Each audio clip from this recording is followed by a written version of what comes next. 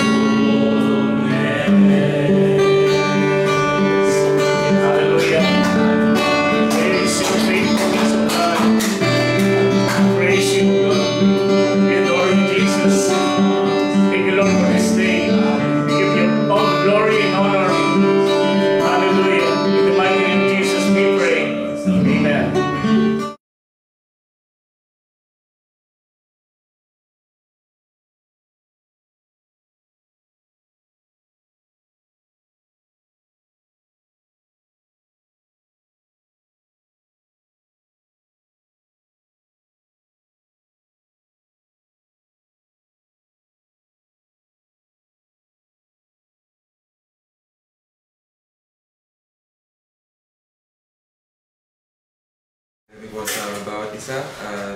Let's continue worshiping God by also continuing with the prayer. Heavenly Father, we glorify you this evening. We thank you for this night and we thank you for the song, O Lord. Salamat Panginoon sa pagkakatipon-tipon niyo po sa amin sa gabing ito upang makapanalangin, mailulog Panginoon ang mga nilalaman ng aming mga puso. Lord, nadalangin namin na before we pray, before we intercede, O Lord, may you guide our will to be according to your word, O God. That's why we ask for your Holy Spirit na bigyan niyo po kami ng kaunawaan na nagagaling sa inyo. Ito ang aming dalangin sa pangalan ni Jesus. Amen. So sa gabing pong ito, tayo ay nasa Psalm chapter 40.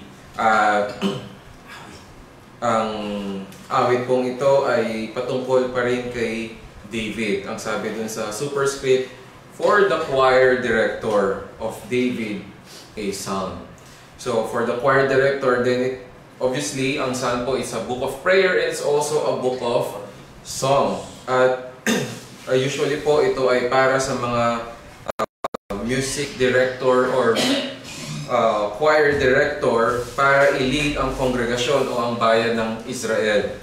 Ang kinagandahan po nito ay hindi lang po ito isang awitin ng emotion, kundi isang awitin ng katotohanan patungkol sa Panginoon in how He revealed Himself and proved Himself to be faithful, particularly in the life of David in this chapter, Psalm 40. Of David, kaya sabi natin, masasabi natin na ito ay patungkol kay David o maaaring at mas malamang na si David din ang nagsulat. A psalm, it is explicit na ito ay sinulat para awitin. As I've been studying the book of Psalm, ako po ay bumili ng libro ni Christopher Ash at ito po ay 4-volume set and a lot of theologians say na ito ang kanyang magnum opus, ito ang kanyang masterpiece ng buhay niya. This is an old pastor theologian kung saan siya ay sinuyod niya ang book of Psalm from chapter 1 to 150. At ang main thesis ng kanyang preaching or message is the psalm is about Christ. Or the psalm also is or was sung by the Christ, the Messiah. Madalas po pag binabasa natin ang psalm, we directly apply it to ourselves. Na this is our prayer to God, this is our guide for our prayer or our intercession to God. Pero as we already know, when we read the Bible and interpret it, first, kailangan po muna nating maintindihan ano yung konteksto nito sa perspective ng manunulat. No? Hindi po tayo pwedeng maglagay ng ating pananaw na hindi naman ayon or without even primarily considering and relying on the perspective of the writer. Hindi po natin pwedeng sabihin, bigyan ng pakahulugan, ang isang bagay na hindi naman yun ang ibig sabihin nung nagsalita. Di po ba? Ang isa pong testigo ay hindi maaaring may spokesperson. Sa isa pong korte, kapag may tinawag na witness, it should be the person himself. Hindi pwedeng, may sakit po kasi siya, ako po yung pinadala, no? Testigo. Hindi po tatanggapin yon dahil it is a second hand or it is an unreliable testimony. It should be from the perspective of the witness. Hindi pwedeng sabi-sabi, kaya nga po witness ang tawag dahil nasaksihan niya, nandoon siya, narinig niya, at it is according to his perspective. In the same way, when we read God's Word, it should not be according to our perspective. It should always be according to God. And also, first, according to the writer, which God or whom God used. Dahil po dito, no, when we read the book of Psalm, if it was written by David, we should first seek to understand it from the perspective of David.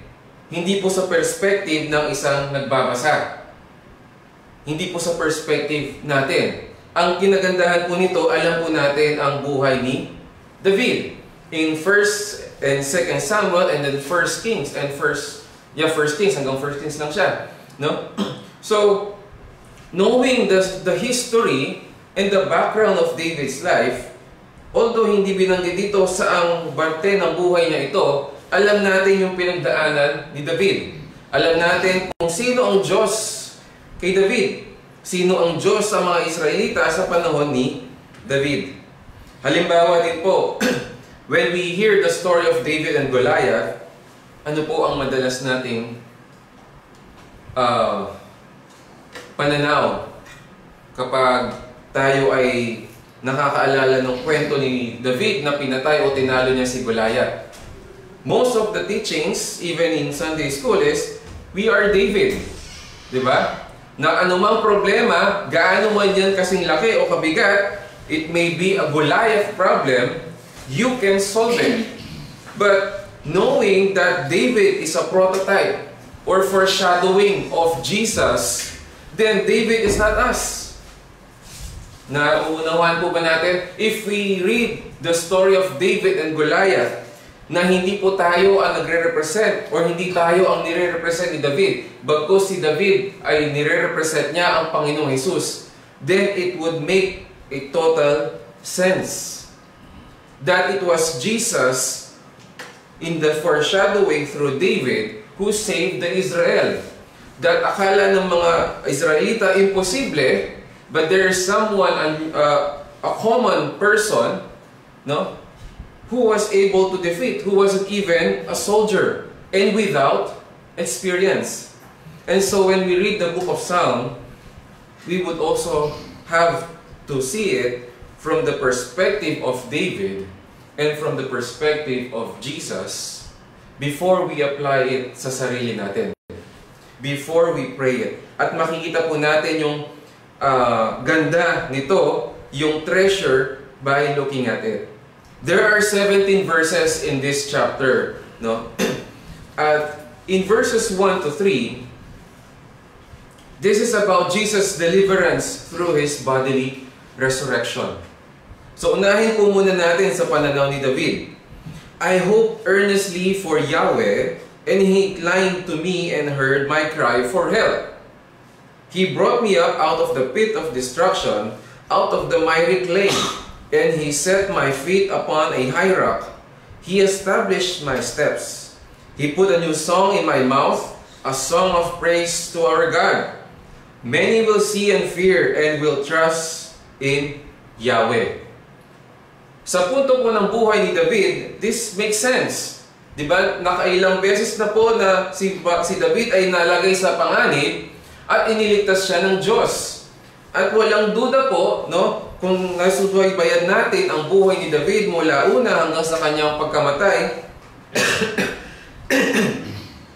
kahit po tayo mambabasa ay hindi magdududa na ililigtas pa rin siya ng Panginoon sa kanyang mga problema. In verses 1 to 3, we already know bakit nasabi ito ni David. Bakit nakapagsulat siya ng awit? No? Dahil alam niya at alam natin na siya ay ilang beses nang iniligtas ng Panginoon. Now, going into perspective of Jesus, if we read verses 1 to 3 as if this was Jesus praying when He was in the cross, I hope earnestly for Yahweh, and He inclined to me and heard my cry for help. In verse 2, dito po natin makikita na kung saan at kailan pinanalangin ng Panginoong Jesus ito, when He was dead physically. Dahil He brought me up out of the pit of destruction. Most of the times in the Old Testament, destruction means not just the destruction of something, but total annihilation or death, ang kamatayan. Di po ba makikita natin na mas akma ang verse 2 sa pananaw ng Panginoong Jesus? It's even better na basahin natin ang verse 2 in the perspective of Jesus after the perspective of David. Before we apply it to ourselves, na kaya akong tulungan ng Diyos sa anumang mga panganib. Pero kung alam po natin ang tinutukoy dito ay hindi lang panganib kundi kamatayan, then we can pray verse 2 and we can be sure meron po tayong pag-asa na kahit sa kamatayan, tayo'y muli niyang bubuhayin. Because ganun po ang ginawa niya sa Panginoon. And then in verse 3, we could also sing with Jesus and David, He put a new song in my mouth, a song of praise to our God. Nung hindi pa po tayo mananampalataya, and when we hear a worship song or a Christian song, most of the times we are driven by our emotions. No? Ito po yung punto nung hindi pa tayo mananampalataya. Kaya po pag nakakita nyo sa mga palabas, sa telebisyon, may mga Christian artists, they would sing and lead the audience to a worship song. And then everyone would feel emotional. But that's different. That is not a worship because unbelievers cannot worship God. Wala pong kakayahan ang mga hindi mananampalataya na sambahin ang totoong Diyos dahil wala po ang puso nila sa Panginoon. But nung tayo po ay naging Kristiyano, yung mga awitin pong ito ay hindi dahil lamang nagbibigay ng kalakasan sa atin, kundi nagbibigay ng kaliwanagan kung sino ang Diyos at ano ang ginawa niya sa buhay natin. Kaya kaya nating awitin ito nang kahit hindi walang naglilid sa atin. It is impossible now for us not to sing songs to God. It is now a worship, a song of worship. It is not only a Christian song. Hindi na lamang ito isang awitin na kung saan tayo ay dumadaan sa malalim na pagsubok, kundi isang awitin na nagbibigay ng pag-asa sa atin dahil kilala natin kung sino ang tinutukoy dito. In verses 4 to 5, it is Jesus' declaration of blessings. So when David was saved by Yahweh, ito ang testimony ni David. How blessed is the man who has made Yahweh his trust, and has not turned to the proud, nor to those who stray in falsehood. Kasi ang sabi niya sa verse 3, many will see and fear, and will trust in Yahweh, dahil sa kanyang patotoo. At sabi niya sa verse 4, how blessed is the man. Marahil alam niyo na po ito, church, a person is already blessed from the moment he trusts in the Lord. Hindi po mauuna yung kailangan mo munang magtiwala sa Diyos para pagpalain ka niya. Kasi ang sinabi po dito, o hindi po sinabi dito na how will the man, no? How the man will be blessed, will be. Hindi naman ganon. Hindi in the future. But in the present tense and in the present sense na the man is already blessed because he trusts in Yahweh. Paano po naging pagpapala? Yun. Because he has not turned to the proud. Sino po yung proud na tinutukoy? Hindi lamang yung ibang mga tao na hindi naniniwala sa Diyos, kundi yung sarili natin. When we trust in the Lord, it takes humility. Mahirap lumapit, no? And almost impossible na lumapit ka sa Panginoon with pride. You have to humble yourself. Kaya sabi ko po sa iba noon, pinakamahirap i-evangelize yung mga taong hindi nila, sa tingin nila hindi sila masamang tao. Napakahirap mag-evangelize dun sa mga taong ang alam nila, wala kaming kaaway, wala kaming tinatapakan, wala kaming nilalamangan, mababait kami sa mga kapitbahay namin, marami kaming kaibigan. Dahil yun po ay pride. They think na wala silang kailangan. They think na kaya nilang arukin yung standard ng kabutihan na hinahanap ng Diyos. Those who turn to the proud are turning away from God. And those who turn to God are turning away from the proud. Huwag po natin ilayo ang sarili natin dito. Huwag natin sabihin na yung proud dito, yung mga ibang tao. Tayo po mismo. We have prideful hearts when we were still unbelievers. it takes again humility to come to the Lord by admitting kung sino po tayo sa harapan niya. Na kinikilala natin ang Diyos na banal at kinikilala natin yung sarili natin na makasalanan. Napakahirap, no? Isipin na kailangan ito ang Diyos dahil, kung sa tingin mo hindi ka naman makasalanan. Para saan mo kailangan ng Diyos? Kung sa tingin mo mabuti kang tao, ano ang Diyos? Ano ang papel niya sa buhay mo?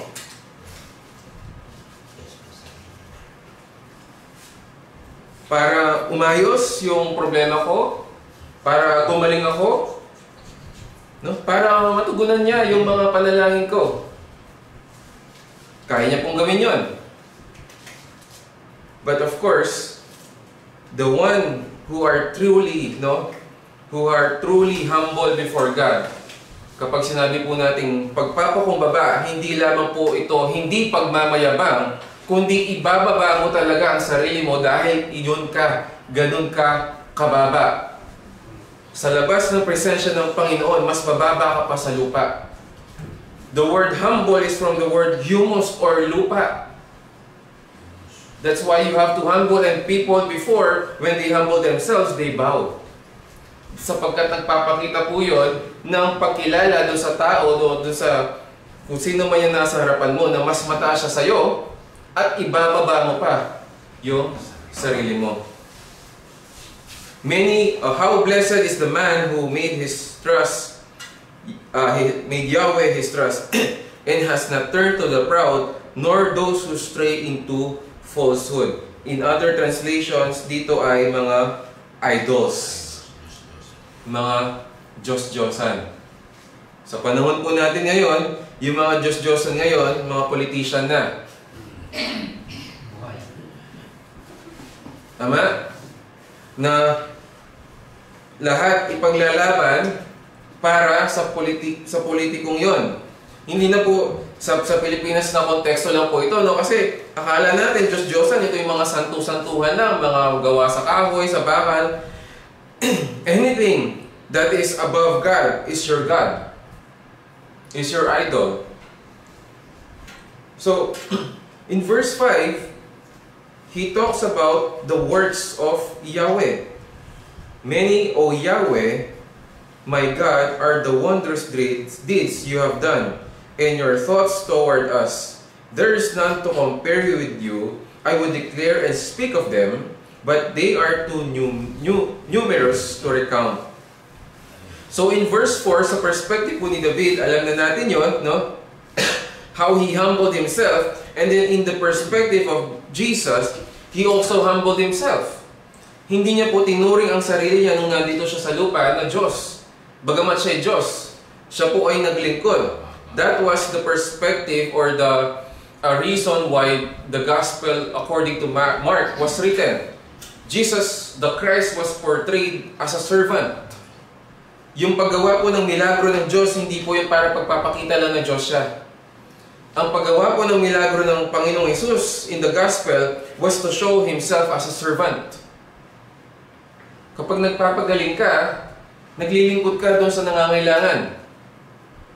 Kapag may nagugutom, gumawa ka ng pagkain, naparami mo yung pagkain, naglilingkod ka doon sa mga gutom.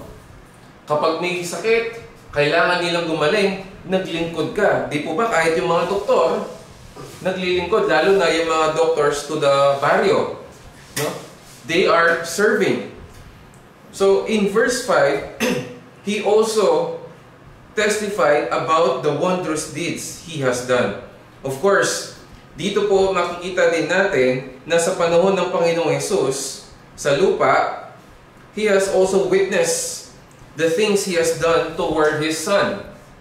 When God the Father manifested Himself, when Jesus was baptized, ang sabi niya, "This is my Son in whom I am well pleased."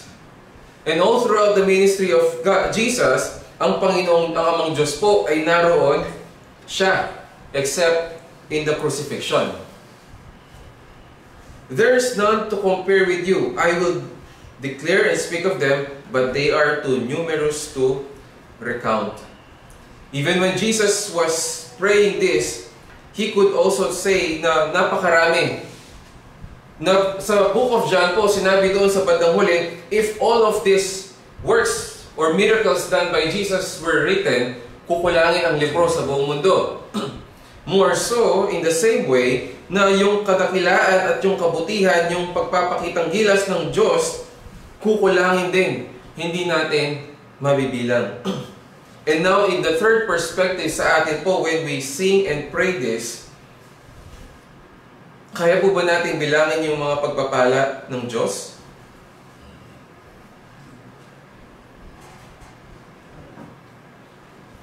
Di ba nakakatamad pa nga minsan pag magsasawa ka kasi Lord, kung ililistahin mo lahat yun, kasi hindi naman yung nakakatamad na dahil natamad ka, kundi dahil sobrang dami.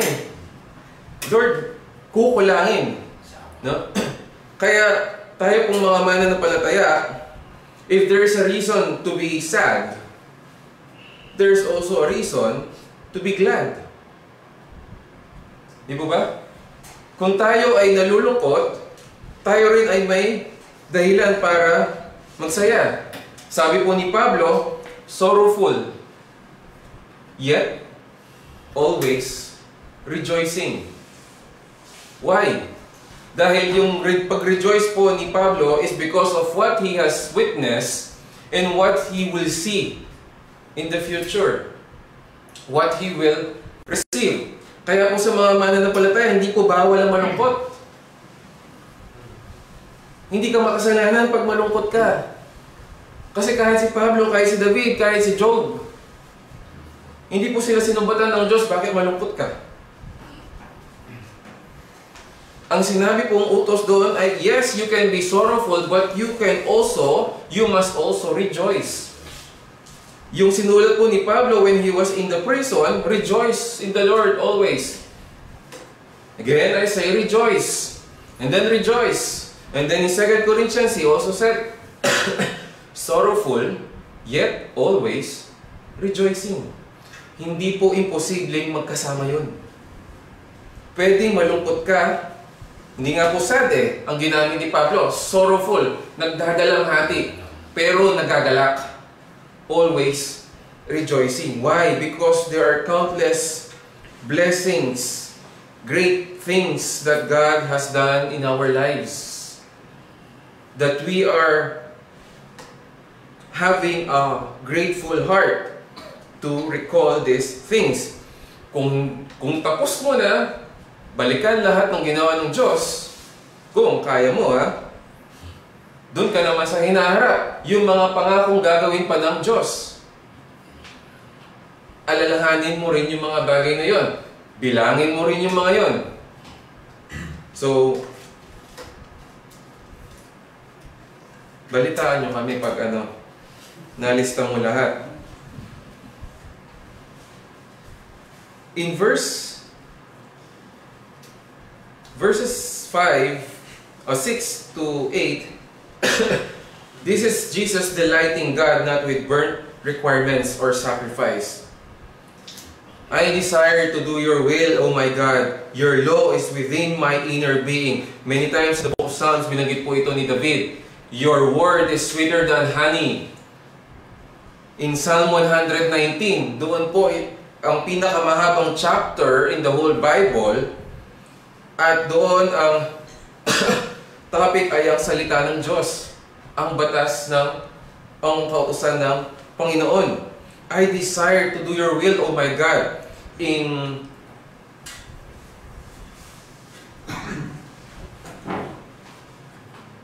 Sorry, lumuktaw po pala ako, no? Verse 6 muna tayo. Sacrifice and meal offering you have not desired. My ears you have opened. Burnt offering and sin offering you have not required. Di po ba sa Old Testament ni-require naman talaga ng Panginoon yun? Ang daming batas na in-specify yon in Leviticus, in the Pentateuch, and all throughout the Old Testament, pinapractice po ng mga Israelita yung paghahandog. There are different things of offerings and sacrifice. Ano pong ibig sabihin ng verse 6? Kinukontra niya ba yung Pentateuch? Kinukontra niya ba yung requirement ng Panginoon sa Israelita? Sa bayan ng Israel? Sacrifice and meal offering you have not desired. Ang tinutukoy po dito is to really satisfy God. No? Yung po kasing pag-offer ng sacrifice is just to appease the wrath of God. Meaning para huminahon ng Diyos. Para patawarin kanya sa kasalanan niya. But to satisfy God, sacrifice is not enough. Kulang po yun. Yung pag-offer po ng mga hayop, pagpatay sa mga hayop, para yun po sa kapatawaran ng kasalanan. Iba po yung pinatawad ka, iba pa yung nagagalak ang Diyos sa'yo. Pwedeng pinatawad ang isang tao, pero hindi ka naman masayang kasama siya. Pwedeng nagka-atraso sa iyo yung tao, sige, hindi na kita idedemanda. Pinapatawad na kita, pero huwag ka na magpapakita sa akin. Diba? Sige, di mo na babayaran yung utang mo. Pinapatawad na kita, pero huwag ka nang magpaparamdam sa akin. Yung mga ginawa mong masasama sa akin, sa pamilya ko, kakalimutan ko yun. Huwag mo nang kakausapin ni isang membro sa pamilya ko. Pwede. Pero, ang masatisfy at magalak ang Diyos sa'yo, ibang bagay pa yun. Kaya sacrifice and meal offering you have not desired. Dahil kulang po yun. At kaya po si Saul ay sinabihan din ng Diyos, obedience is better than sacrifice. You can offer something para quits. You can give a gift para humupa yung sama ng loob. Pero pwedeng hindi ka naman makinig sa Kanya. Pwedeng may sarili kang hinahanap. Kaya sabi niya po sa verse 7, Then I said, Behold, I come in the scroll of the book, it is written of me. I desire to do your will, O my God. Your law is within my inner being. Many times again, sinabi ito ni David, and in the book of Gospel according to John, the food of Jesus was to do the will of His Father. Ang pagkain ko ay gawin ang kalooban ng Diyos Ama. And so, these verses 6 and 7 supports what was told to Saul. Obedience is better than sacrifice. Kung agad po natin i-apply sa sarili natin ito, may namimiss po tayong mga ginto or kayamanan. Pero kung unahin po natin ito in the perspective of Jesus, who perfectly obeyed God, then we can also say, we have perfectly obeyed God. Paano po nangyari yun? Nung tayo po ay pinatawad ng Diyos, sino po ang sacrifice? Ang Panginoong Hesus. Again po, yun ay pagpapatawad pa lamang. There's still no fellowship in that. There's no acceptance yet and delighting of God to His children. Or hindi pa nga po, hindi dahil pinatawad ka, tuturing ka ng anak. Hindi dahil pinatawad ka na ay katanggap-tanggap ka na. Kaya po si Jesus ay nabuhay sa mundong ito, pinanganak mula sanggol hanggang 33 years old because He had to obey the will of the Father from 0 to 33. Di po ba? Kung ang kailangan lang po ay mamatay ang Panginoong Hesus, pwede naman siyang bumaba ng lupa at ipako na siya sa krus. Ialay niya ang buhay niya. Ano yung kahulugan ng 0 to 33 years? Para ipakita lang kung sino siya, na nagkatawang tao siya. He had to perfectly obey the will of the Father. Bakit po? Para lang patunayan niya na kaya niya? That's one thing, yes. But also because the obedience of Jesus was transferred to us. Yun po yung great exchange in the cross. Yung kasalanan po natin, binigay natin sa Diyos. Siya yung umako nun.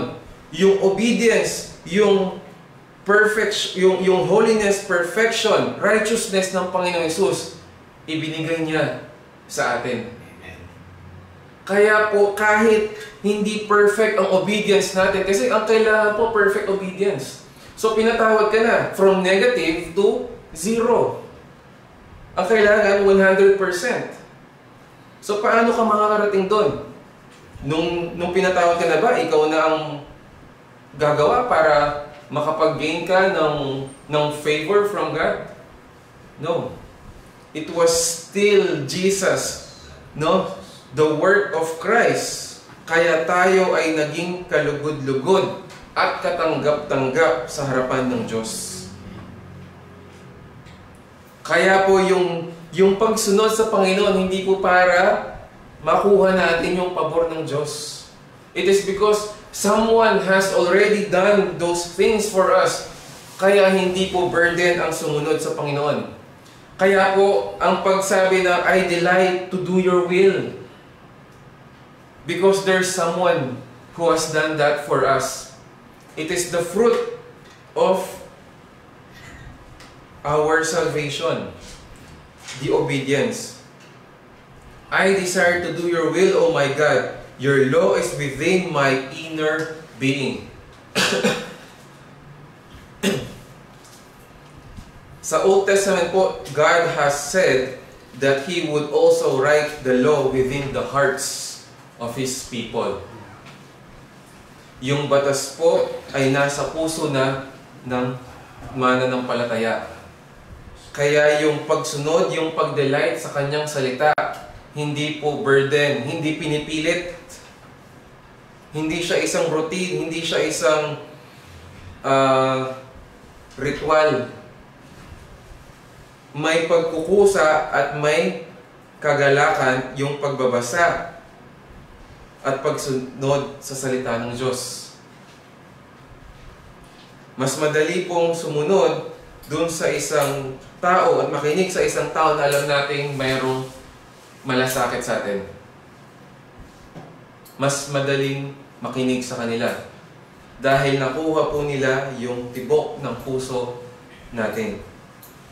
Verse 9, I proclaim good news of righteousness in the great assembly. Behold, I do not restrain my lips. O Yahweh, you know. Ang verse 9 po is a positive, verse 10 is a negative. I do not conceal your righteousness within my heart. I speak of your faithfulness and your salvation. I do not hide your loving kindness and your truth from the great assembly. There's a positive proclamation of good news. There's a negative na hindi mo itatago o isasarilinin ang kaligtasan ng Diyos. Kaya nga po, napaka-imposible ding isipin na yung isang taong mananampalataya na kailangan mong pagpilitan na mag-share ng salita ng Diyos. Kitang-kita mo agad yung isang tao na nabago na ang buhay niya dahil meron siyang pagkukusa na magbahagi ng salita. Nasa kaligayahan niya na ipamahagi yung kabutihang ginawa ng Diyos sa kanya. The Samaritan woman in John chapter 4, hindi po siya inutusan ng Diyos. Sige, punta ka sa Samaria, kaya ako actually nandito eh. Di mo lang alam, pero yung timing ko, alam ko nandiyan ka para after kitang mapabili, no? Kapaniwala na ako, Mesaya, baka pwede mo naman akong tulungan, ikaw yung mensahero ko dito. Pagkalat mo kung sino ako. Nag-usap po siya. And many times in the gospel, yung mga tao sila yung nagkukusa. Dahil ang totoong nabago ng Panginoon, walang pilitan. May pagkukusa sa pagbahagi ng kanyang salita. Verse 11, You, O Yahweh, will not withhold your compassion from me. Your loving kindness and your truth will continually guard me. So, dito po ay hindi lang basta pinapanalangin, kundi pinapahayag ni David yung proteksyon ng Panginoong Diyos sa Kanya. Kasi sabi niya, you will not withhold your compassion, and your truth will continually guard me. Ano po yung your loving kindness and your truth? So, madalas po naisip lang natin, no, your grace, your mercy. Pero yung truth, anong ibig sabihin ng your truth will continually guard me? Hindi po hahayaan ng Panginoon na tayo maligaw sa makasinungalingan. Hindi po hahayaan ng Panginoon na tayo ay mahulog sa patibong ng kalaban. Sa paghila sa atin ng kalaban ng kanyang mga kasinungalingan. Kasi tayo po ay tinubos na. From the father of lies, we are now sons of the truth. And so, the truth will guard us. In the same way sa panahon po natin ngayon, the truth, the Word of God will guard us from false teachings. The truth will guard us from many false prophets and teachers na nakikinabang ng personal, and the glory is not credited to God. Verse 12, for evils beyond me, beyond number, have surrounded me. My iniquities have overtaken me, so that I am not able to see. They are more numerous than the hairs of my head, and my heart has failed me. Alam po natin kung gaano karami rin yung kasalanan ni David. Pero paano to? Di po ba sabi natin sa perspective ng Panginoong Hesus? Wala naman po kasalanan ng Panginoong Hesus. Never po siya nagkasala. It was here when Jesus was praying on our behalf. Di po ba? Yung kasalanan natin, pinasa natin sa Kanya. Kaya ang sabi rin dito, more numerous than the hairs of my head. Kung tayo po, marami ang kasalanan natin, di rin natin mabilang, kung pagsamasamahin po natin lahat ng mga kasalanan ng mga tinubos ng Panginoong Hesus, can we imagine? Bilang pa lang po yun, wala pa po yun dun sa bigat ng kasalanan. Kung ang populasyon ng mga mananampalataya sa panahon natin yun would be millions or billions, that could be billions or millions of sins. Wala pa yung mga naunang taon na mga namatay na. At wala pa po doon yung bigat ng mga kasalanan.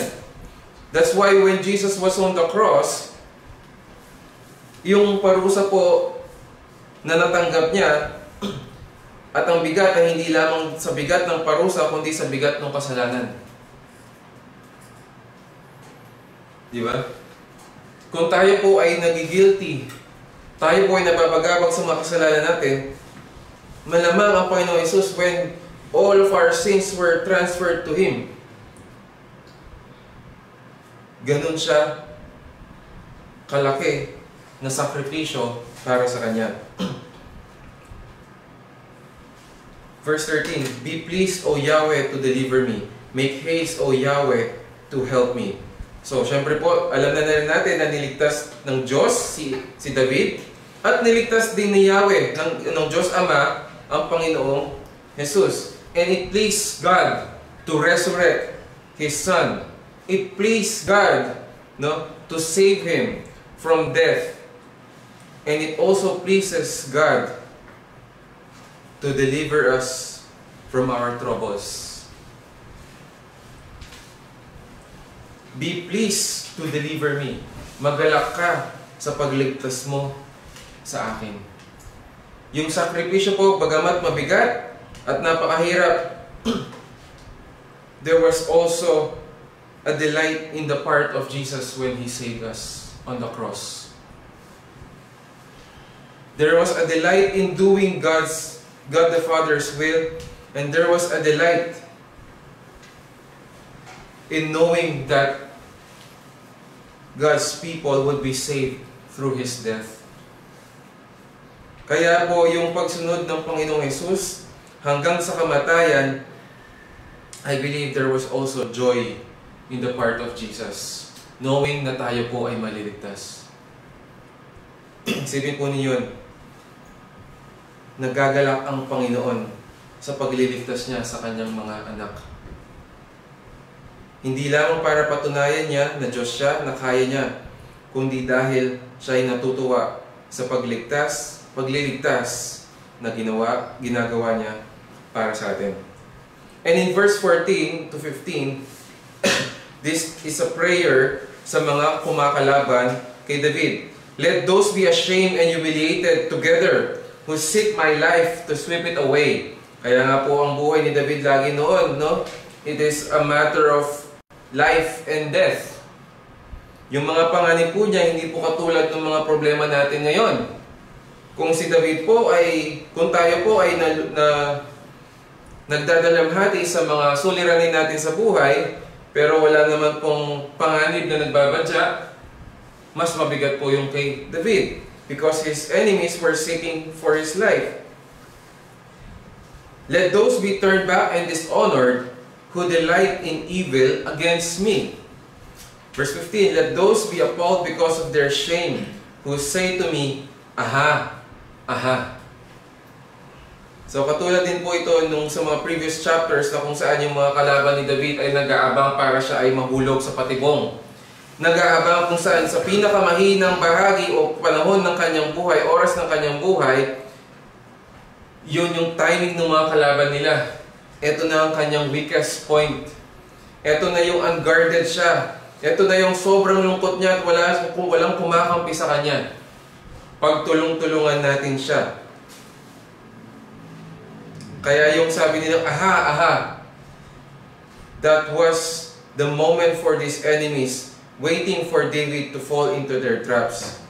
Pero ang panalangin po niya, nawa ay mapahiya, nawa ay ma-dishonor sila.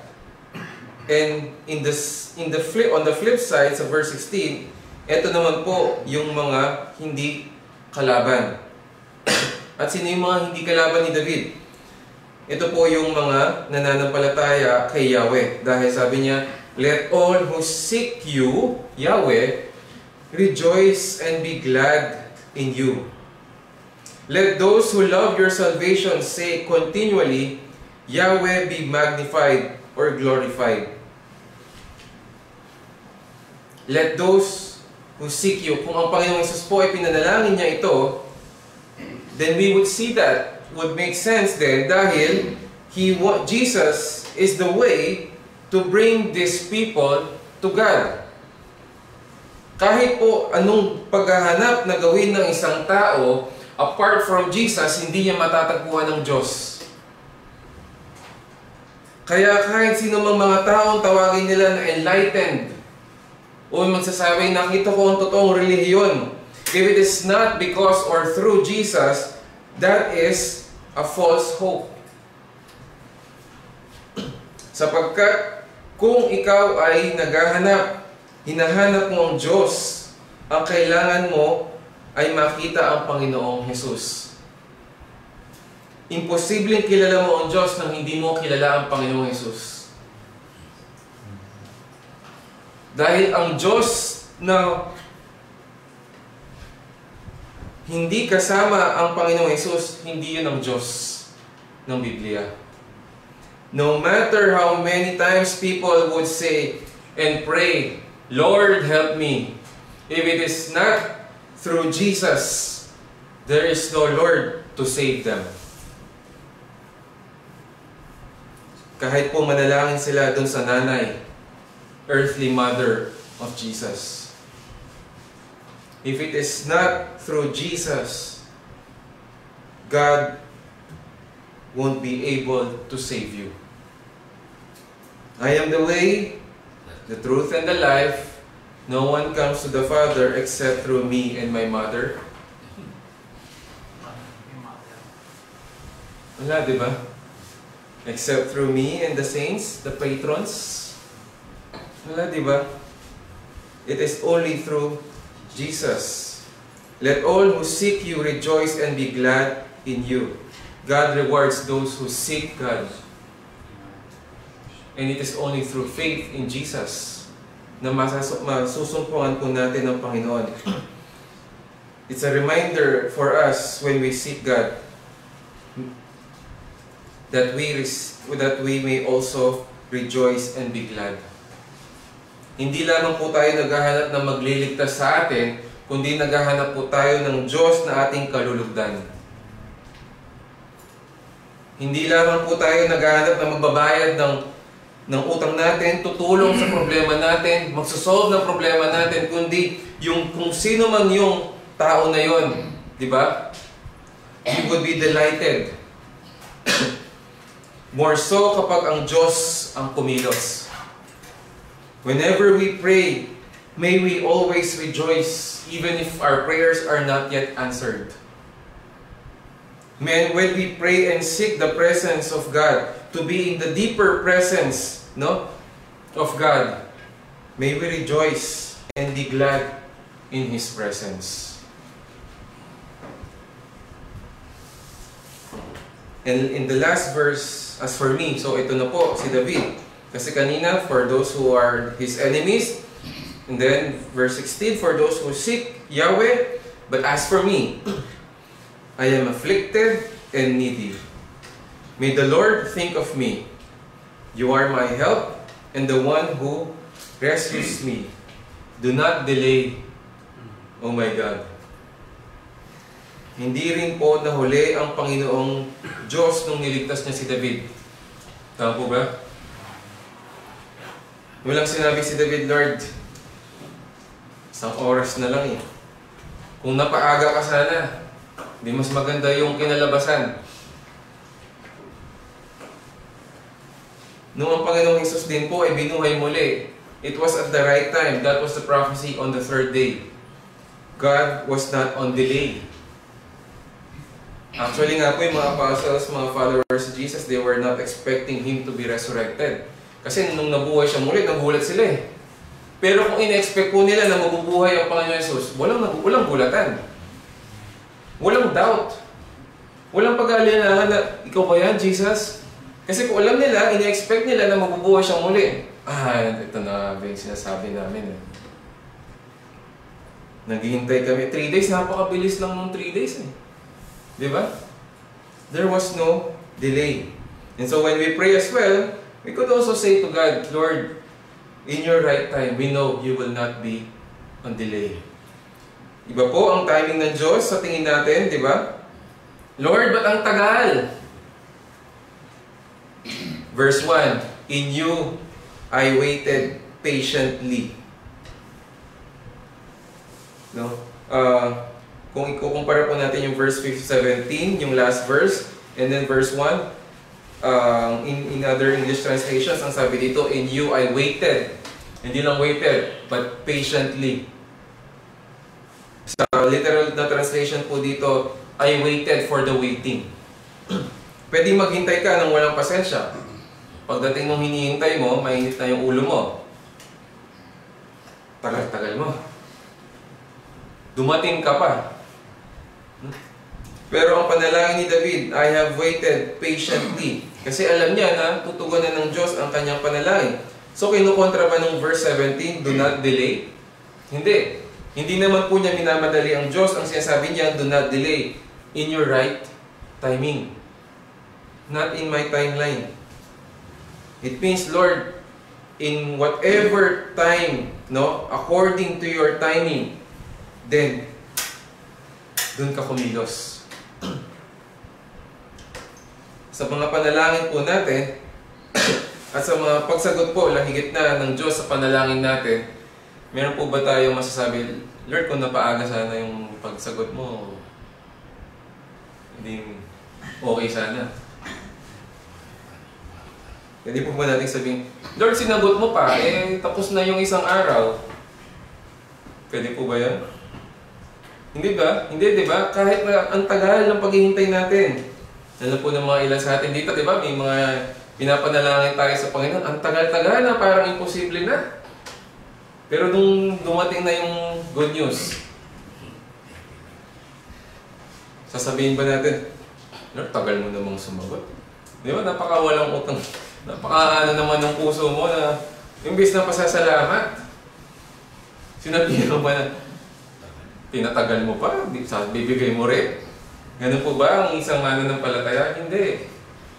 It is gratefulness. And doon po natin na-realize, tamang-tama yung timing ng Diyos.